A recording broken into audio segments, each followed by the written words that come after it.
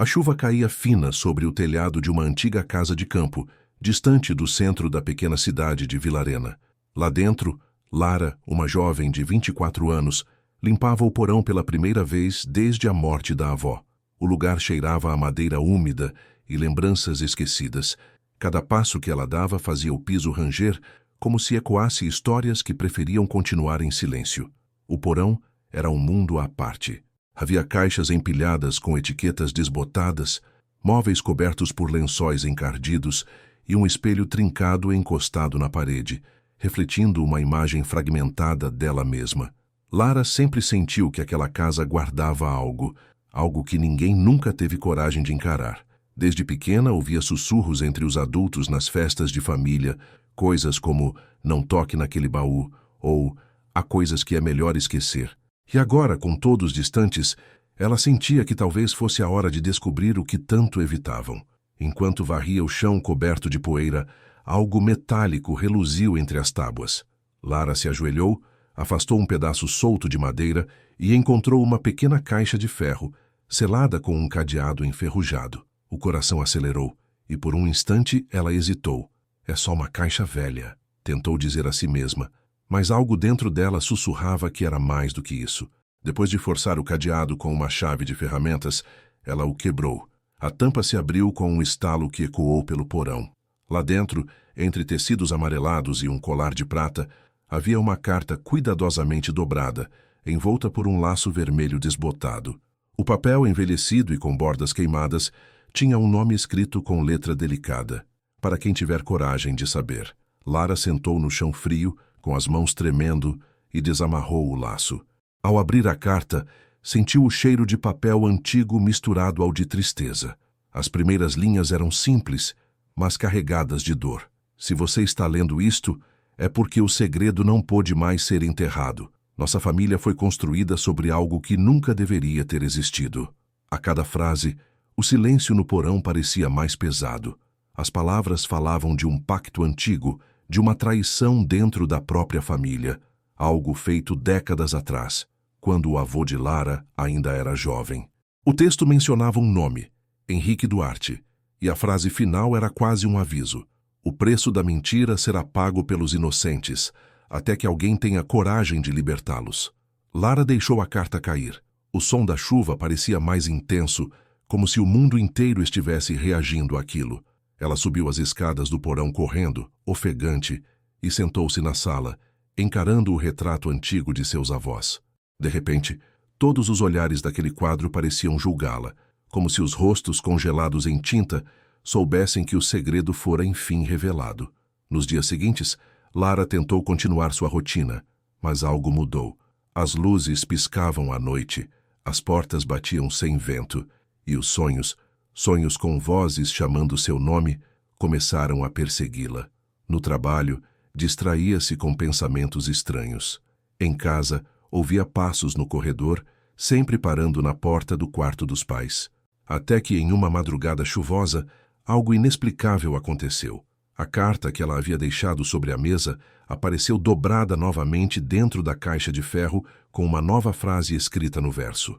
Não é apenas um segredo, é um fardo, e você já o carrega. Lara sentiu o coração apertar. A partir dali começou a investigar a fundo o passado da família, e quanto mais descobria, mais percebia que a carta era apenas o início de uma maldição silenciosa. Cada pista a levava mais fundo, e cada nome mencionado parecia desaparecer das fotografias antigas. A casa parecia respirar segredos, e Lara, sem perceber, estava prestes a abrir feridas que condenariam toda a linhagem dos Duarte ao caos. Os dias passaram, mas Lara não conseguia pensar em outra coisa senão na carta. Ela a lia repetidas vezes, como se cada palavra tivesse camadas escondidas que só poderiam ser compreendidas à medida que o tempo avançava. No início, tentou conversar com a mãe, Helena Duarte, uma mulher elegante e controlada, conhecida por nunca perder a postura, nem mesmo nos piores momentos. Mas ao mencionar a carta, Helena ficou pálida. A xícara de chá em suas mãos tremia. "Onde você encontrou isso, Lara?" Perguntou com um tom que misturava medo e raiva. "No porão. Estava dentro de uma caixa." "Mamãe, o que é isso? O que o vô Henrique fez?" Helena levantou-se bruscamente. "Queime essa carta. disse. Não toque mais nesse assunto. O silêncio entre as duas foi ensurdecedor. Lara percebeu que havia algo mais profundo, algo que a mãe não queria ou não podia dizer. Aquela noite, pela primeira vez, ela teve um pesadelo. Estava no mesmo porão, só que desta vez a carta ardia em chamas e vozes sussurravam frases desconexas. O preço da mentira será pago pelos inocentes. Quando acordou, suando e ofegante, percebeu que o colar de prata que estava na caixa, aquele que ela havia deixado sobre a mesa, agora pendia em seu pescoço, frio como gelo. Na manhã seguinte, ela decidiu investigar por conta própria. Foi até a biblioteca municipal e começou a procurar registros antigos sobre o nome Henrique Duarte. Entre jornais empoeirados e páginas amareladas, encontrou uma nota de 1978. Empresário local envolvido em desaparecimento de sócio durante construção de represa. Caso arquivado por falta de provas. O sócio desaparecido se chamava Caio Mendonça, amigo de juventude de Henrique e, como Lara logo descobriria, noivo da avó, Elisa Duarte, antes que ela se casasse com Henrique. Lara se afastou da mesa, o coração disparado. O que realmente aconteceu entre eles? Por que aquele nome havia sido apagado da história da família? Decidiu procurar tia Lúcia, a irmã mais velha de Helena, uma mulher excêntrica que morava isolada, cercada por gatos e velas acesas em todos os cômodos. Lúcia recebeu a sobrinha com um olhar cansado, mas quando Lara mostrou a carta, ela simplesmente começou a chorar. Então chegou a sua vez, murmurou Lúcia entre soluços. Eu sabia que essa carta voltaria um dia. O que o vô Henrique fez, tia? Ele fez um pacto, disse Lúcia com voz trêmula. Não com o diabo, como dizem, mas com algo ainda pior, a própria ambição. Lúcia contou que, nos anos 70, Henrique e Caio eram sócios num grande projeto de construção de uma represa que traria fortuna à família. Mas um acidente ocorreu, ou pelo menos foi o que todos acreditaram. Caio desapareceu numa das escavações e o corpo nunca foi encontrado. Dias depois, Henrique apareceu com os documentos assinados, garantindo todo o lucro da obra para si, e pouco tempo depois, casou-se com Elisa. A partir daquele momento, a família começou a prosperar, mas uma sequência de tragédias inexplicáveis também começou. O primeiro filho de Henrique morreu jovem, os negócios ruíram misteriosamente após cada conquista, e os descendentes, inclusive Helena e Lúcia, viveram cercados de culpa, doenças e separações. A carta, disse Lara com lágrimas nos olhos, é uma confissão? É mais do que isso, minha querida, respondeu Lúcia com voz rouca. É uma maldição. Maldição? Henrique escreveu essa carta antes de morrer. Ele tentou pedir perdão, mas ninguém quis ouvir. Disse que o espírito de Caio estava preso na própria casa. Um trovão estourou do lado de fora e as luzes da velha casa de Lúcia piscaram. Lara sentiu um arrepio percorrer sua espinha. Preso? Como assim? Ele nunca deixou aquele porão, Lara. Isso é loucura. É o que todos disseram, respondeu Lúcia, até que começaram a ver sombras no espelho e ouvir passos à noite, mesmo quando todos dormiam. Lara saiu de lá atordoada. O vento frio da estrada soprava contra o rosto, enquanto as palavras da tia ecoavam em sua mente. Ela olhou para o horizonte, para a casa antiga no topo da colina, e percebeu que a chuva caía exatamente sobre ela, como se o céu escolhesse aquele lugar para desabar. Naquela noite, Lara voltou ao porão. O relógio marcava 2h14 da manhã. Ela levou uma lanterna, a carta e o colar. O som da madeira rangendo parecia mais alto que o vento. Ao apontar a luz para o canto onde havia encontrado a caixa, percebeu algo novo, marcas no chão, como se alguém tivesse arrastado algo pesado até ali. Ajoelhou-se, empurrou uma das tábuas soltas e encontrou um segundo compartimento, desta vez muito mais fundo. Dentro havia uma fotografia em preto e branco, 2 homens sorrindo lado a lado, com o título Projeto Mendonça em Duarte. Atrás da foto, uma frase escrita à mão. Nem todos os mortos estão enterrados. Lara soltou a lanterna e a luz girou pelo chão, projetando sombras tortas nas paredes. De repente, um estalo ecoou. As luzes da casa piscaram e, por um instante, o espelho antigo refletiu algo impossível. 2 rostos atrás dela, Virou-se rapidamente, mas não havia ninguém. Apenas o eco distante da chuva e o som abafado de passos lentos subindo as escadas. Assustada, Lara subiu correndo e trancou a porta. A carta queimava em suas mãos, como se as palavras tivessem vida. Pegou o telefone e tentou ligar para a mãe, sem sucesso. No canto da sala, o retrato da família caíra no chão e o vidro se estilhaçara em 1000 pedaços. Entre o medo e a curiosidade, Lara sentiu uma coisa diferente dessa vez. Uma força estranha dentro dela. Algo lhe dizia que aquele segredo precisava ser exposto, não enterrado novamente. Mas o preço seria alto. Enquanto o relógio marcava 3h33, o ponteiro do relógio parou e a casa mergulhou num silêncio absoluto, como se o passado tivesse acabado de despertar. Nos dias que se seguiram àquela madrugada, algo mudou dentro da casa dos Duarte. O ar parecia mais denso, as paredes exalavam um frio que não vinha do inverno, e cada canto parecia sussurrar memórias que não eram de Lara. A mãe, Helena, começou a se comportar de forma estranha. Passava horas encarando o retrato da família, como se esperasse que ele respondesse algo. Às vezes, Lara a encontrava murmurando nomes que ela nunca ouvira antes. Quando perguntava, Helena apenas dizia: "São os nossos, os que vieram antes. Eles não nos perdoam." Aquela frase ficou gravada na mente de Lara como uma sentença. Enquanto isso, ela continuava tentando desvendar o mistério. Cada documento, cada recorte, cada lembrança antiga parecia apontar para a mesma conclusão. Henrique Duarte havia traído seu melhor amigo e construído a fortuna da família sobre um crime. Mas a parte mais perturbadora veio quando Lara encontrou um segundo envelope escondido dentro da moldura de um retrato antigo. Era uma carta mais curta, escrita à mão por alguém que claramente estava desesperado. "Elisa, me perdoe. Eu não queria fazê-lo sumir. Ele me ameaçou. Disse que destruiria tudo o que construímos. O corpo está sob o chão do porão. Se alguém descobrir, que saibam. O amor e o medo me tornaram assassino." As palavras pareciam sangrar no papel. Lara quase não conseguia respirar. Aquilo confirmava tudo. O corpo de Caio estava ou estivera ali, sob a casa onde gerações cresceram, dormiram, amaram e morreram sem saber. Ela correu até o porão.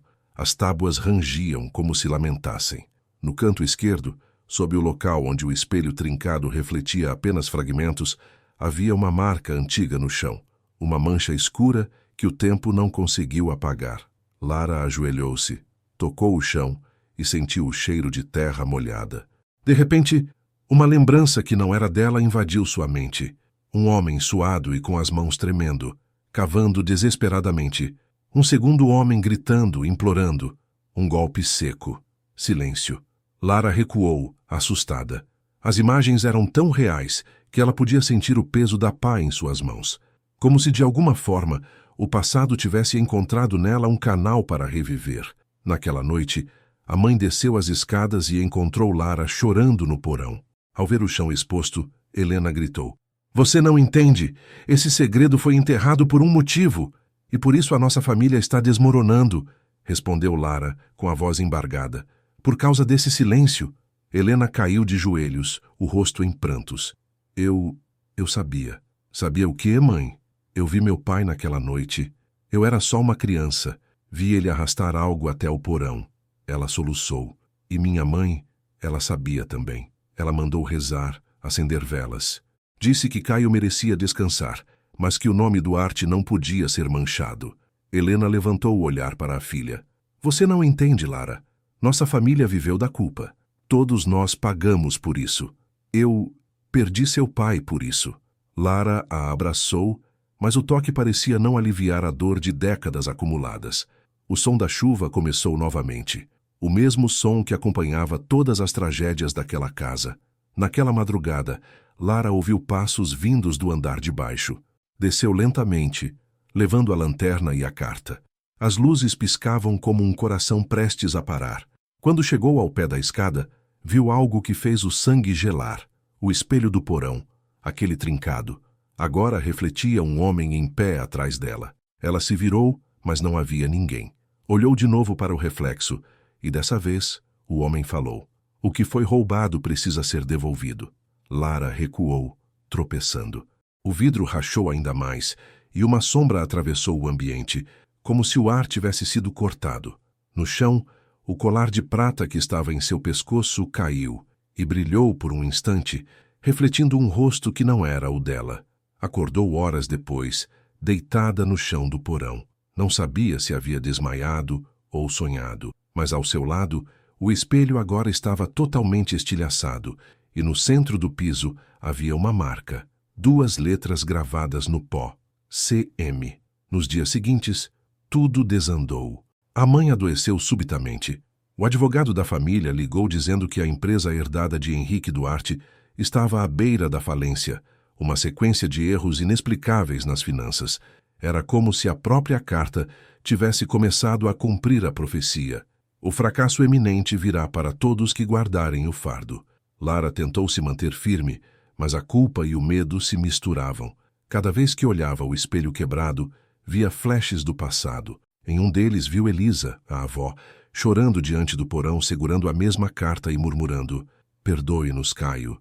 Perdoe nossos filhos." Foi então que Lara percebeu. A carta não era apenas um aviso. Era um pedido de redenção que ninguém teve coragem de atender. Determinada, decidiu fazer o impensável. No amanhecer seguinte, cavou no mesmo local onde o chão estava marcado. A terra era densa, antiga, pesada. O suor misturava-se às lágrimas, e a cada pá que mergulhava, um cheiro agridoce de ferrugem e lembranças invadia o ar, até que algo duro bateu contra a pá. Ela parou, tirou o resto da terra com as mãos e encontrou um medalhão com as iniciais CM, gravadas em prata. Dentro, uma pequena foto de Elisa e Caio, juntos, sorrindo. Lara gritou, não de medo, mas de libertação. O vento soprou pela janela quebrada, espalhando a poeira como cinzas que finalmente encontravam descanso. Mas ao voltar para o andar de cima, percebeu algo inexplicável. Todas as fotografias antigas haviam mudado. O rosto do avô, Henrique, estava agora apagado em cada uma delas, como se tivesse sido riscado pela própria história.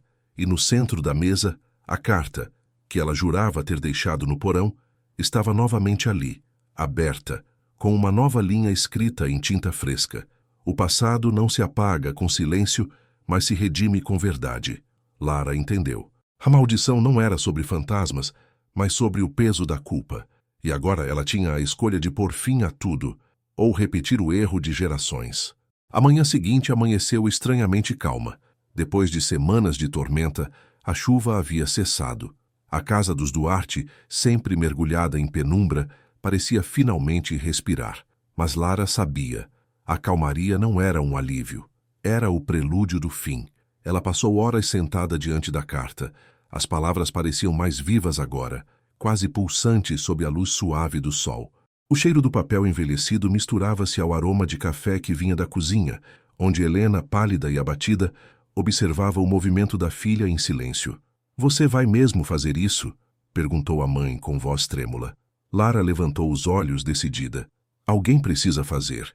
Na mesa ao lado estavam a carta original, o medalhão encontrado no porão e as fotos antigas da família. Tudo o que restava de décadas de mentiras e de uma culpa que havia atravessado gerações. Lara respirou fundo. "A verdade precisa ser dita, mãe. Não importa o que aconteça depois." Helena apenas assentiu.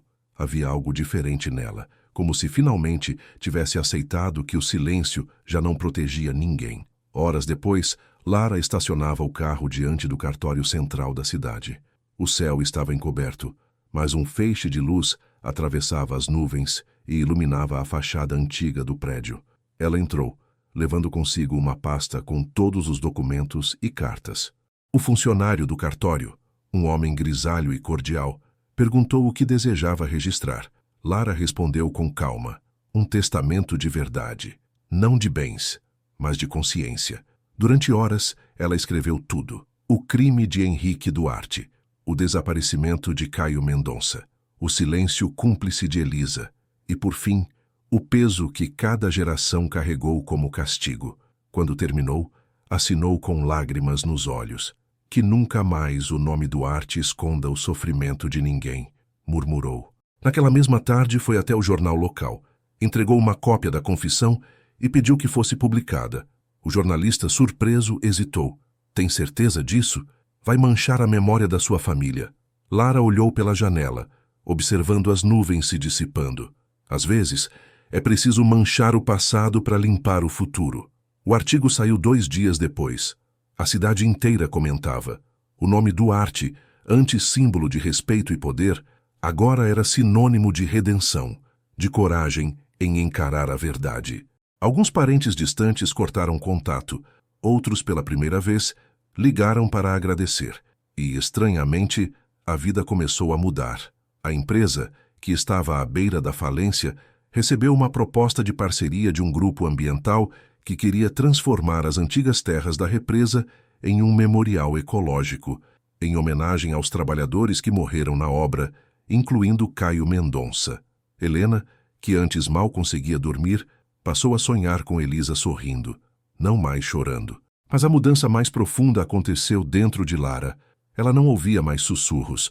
O vento que antes gemia entre as frestas agora soava como música, e o espelho do porão, aquele que fora palco de visões e medos, refletia apenas o seu próprio rosto, sereno, firme, em paz. 1 mês depois, Lara voltou ao local onde tudo começou.